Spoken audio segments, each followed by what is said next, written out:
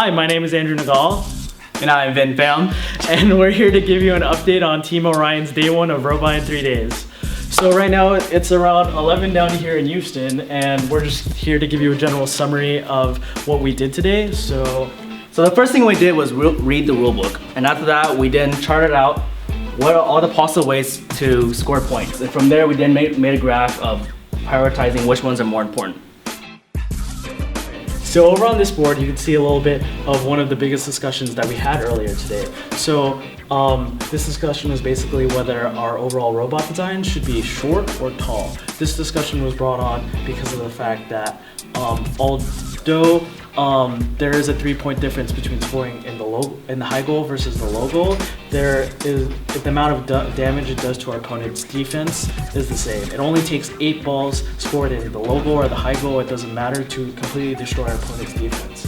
So you could see a little bit of the pros and cons that we listed of being tall versus short. So overall, we felt that if we were tall, the robot, it'll be easier to score high, it'll be easier to climb, and some cons is that we might be heavier, so it might be therefore heavier to lift, and we would have a higher CG. Like pros and cons for the short, we felt that it would be super easy to go under the low bar, which would be advantageous for like the pace of the match and how fast we'd be to do cycles, and of course we'd be lighter. And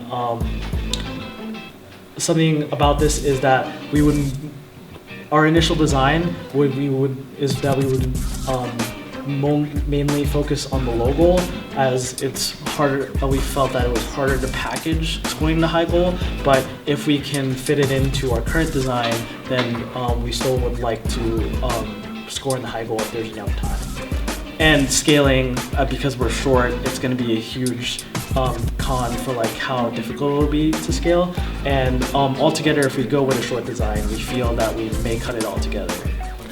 Because of the limitations of this year's game, going over the center obstacles, we've decided that we would like to go away from the 6-inch wheels that AndyMark gives in the kit of parts. And instead, with our drivetrain, we're going to go with the 8-inch pneumatic wheels, so it'll make it easier to go over the terrain. And another thing that we decided was that the kit of parts, although good, wasn't going to meet our standards as far as easy swap of these wheels, and that we could not fit them how we wanted to fit them in the kit of parts. So we opted to make our own custom chassis out of 2x1 aluminum. It has gone well so far.